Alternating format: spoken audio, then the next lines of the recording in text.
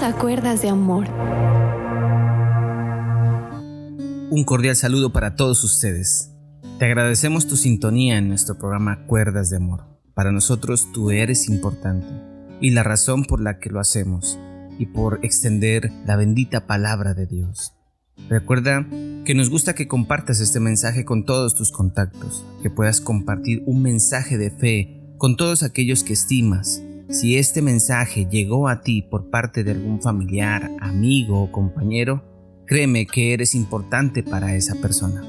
Esta información es importante debido a que a mayor reproducción del programa por medio del enlace, o sea de las plataformas, podremos ir escalando en las plataformas digitales y obteniendo posiciones dentro de ellas. Y aunque nos escuchan en más de 40 países, la idea es que este mensaje no solo llegue a otros países, sino que también inunde de la palabra de Dios en el lugar donde tú te encuentras.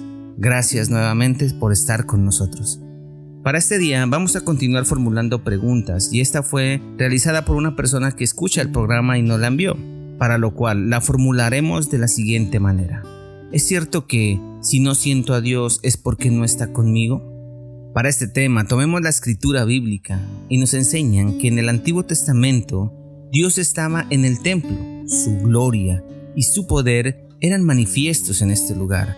Pero en el Nuevo Testamento Dios a través de Jesús empieza a estar dentro de nosotros. La palabra de Dios dice en Apocalipsis capítulo 21 versículo 3: Y oí que del trono salía una fuerte voz que decía: Aquí es donde Dios vive con su pueblo.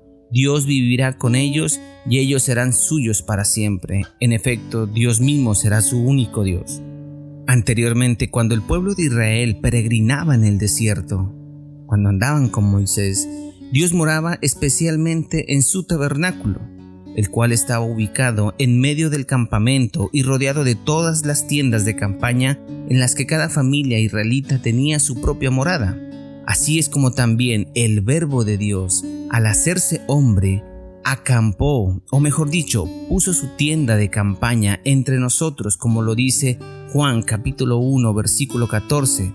Aquel que es la palabra habitó entre nosotros y fue como uno de nosotros. O sea que ya en el Nuevo Testamento al cuerpo humano se le dice tabernáculo.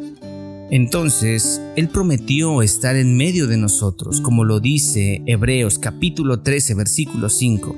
No amen el dinero, estén contentos con lo que tienen, pues Dios ha dicho: nunca te fallaré, jamás te abandonaré. Cuando leo la palabra de Dios y me doy cuenta de que Él jamás me abandonará, será algo claro que Él siempre estará conmigo en las buenas y en las malas. Pero a veces sentimos que nada pasa. Creemos en Dios, pero igual no sentimos nada. Parece algo cauterizado, o como cuando vamos a donde un odontólogo nos aplica una inyección llamada anestesia, con el fin de que el sistema nervioso sea insensibilizado y el especialista haga el proceso con esa muela. Y puede ser que esa nada o esa insensibilidad, ese silencio en medio de ello, Dios significa que está obrando. Cuando Dios lo hizo todo, lo hizo partiendo de la nada. Cuando comenzó, hizo los cielos y la tierra, y al comienzo era un caos, y no había nada en ella, y de ahí parte cada palabra dada por Dios para hacer todo lo que hoy existe. Dios se manifiesta de una manera contundente cuando no se siente nada. Cuando tú quieres hacer un diseño, partes de la nada, solo de una idea o de un concepto. Simplemente empiezas a diseñar ideas en tu mente, como por ejemplo, cómo quieres tu carro, cómo quieres esa moto, cómo quieres esa casa, de cuántos pisos la quieres, cuántos dormitorios. Entonces parte de un concepto, pero en sí no tienes nada al inicio. Pero el que no tengas nada no significa que no estés actuando. Al darle fuerza a lo que sentimos, a esa nada, se transforma en nosotros en desesperanza, en dudas, incertidumbres y hasta incredulidad. Vemos la siguiente historia que enmarca lo que estamos tratando. Vámonos al libro de Lucas capítulo 7 versículo 18 al 19. Dice la palabra del Señor: Los discípulos de Juan le dieron la nueva de todas estas cosas, y llamó Juan a 2 de sus discípulos y los envió a Jesús para preguntarle: ¿Eres tú el que había de venir o esperamos a otro? En este pasaje vemos a Juan el Bautista, como un hombre que bautizó a Jesús y dijo: «He aquí el Cordero de Dios que quita el pecado del mundo». O el hombre que también decía: «El que viene tras mí, él los bautizará en Espíritu Santo y fuego». Él también, en el momento del bautismo, escuchó la voz que decía: «He aquí mi Hijo amado en quien tengo complacencia». También miró al Espíritu Santo descender como paloma. Pero si vemos el pasaje, vemos a un Juan que duda, que por un quebrantamiento, por una situación, se llenó de dudas. Y le dice a sus discípulos: «Ve a donde Jesús y pregúntale si es a él a quien estábamos esperando o es otro». Y perfectamente uno de sus discípulos pudo contestar: «Pero Juan, si tú me dijiste que es él, tú viste las señales que lo evidencian. Además tú dijiste que estabas preparando el camino para él.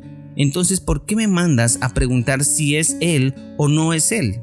Uno se preguntaría el por qué dudó. El tema no es el por qué dudó, sino cuándo fue que dudó.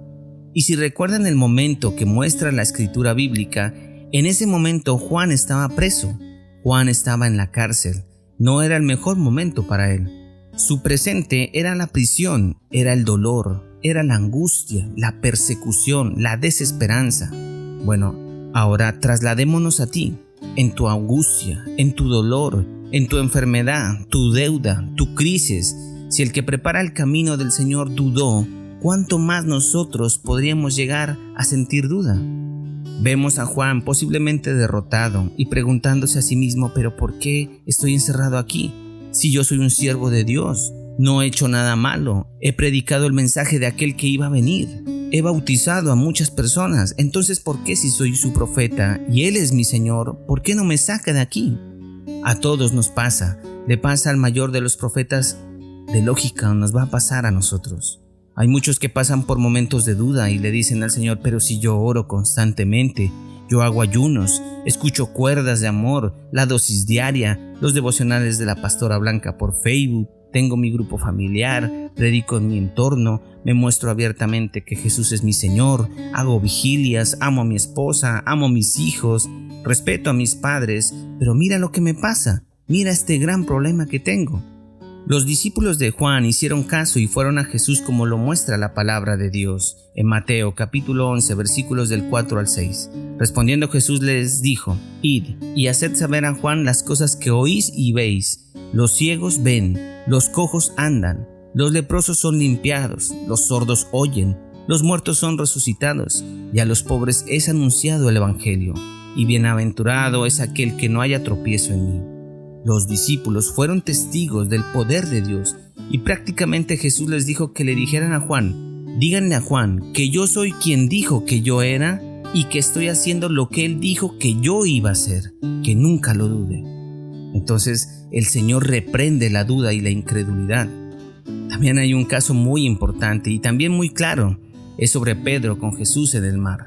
En Mateo capítulo 14 versículos del 25 al 31 dice: «Mas a la cuarta vigilia de la noche Jesús vino a ellos andando sobre el mar, y los discípulos viéndolo andar sobre el mar se turbaron, diciendo: un fantasma, y dieron voces de miedo. Pero enseguida Jesús les habló diciendo: tened ánimo, yo soy, no temáis». Entonces le respondió Pedro y dijo: «Señor, si eres tú, manda que yo vaya a ti sobre las aguas». Y él dijo: «Ven». Y descendiendo Pedro de la barca, andaba sobre las aguas para ir a Jesús.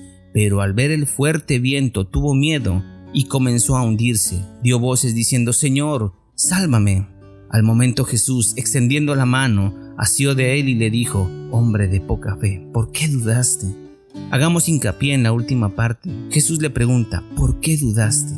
Él pudo haber dicho: «Señor, el fuerte viento me hizo dar temor de hundirme». Pero también Jesús le pudo haber contestado: «Pero Pedro, yo estoy aquí contigo. ¿Por qué dudaste? ¿No entiendes que todo a tu alrededor está asegurado con mi presencia? ¿Así tú no la veas?». Muchos a veces vemos más a la tempestad que al mismo Jesús que nos está extendiendo la mano para sacarnos de ahí. Entonces es claro que aunque no vemos nada o a veces no sentimos nada, Dios está actuando a tu favor. A esto se le denomina fe, que es la certeza de lo que se espera y la convicción de lo que no se ve.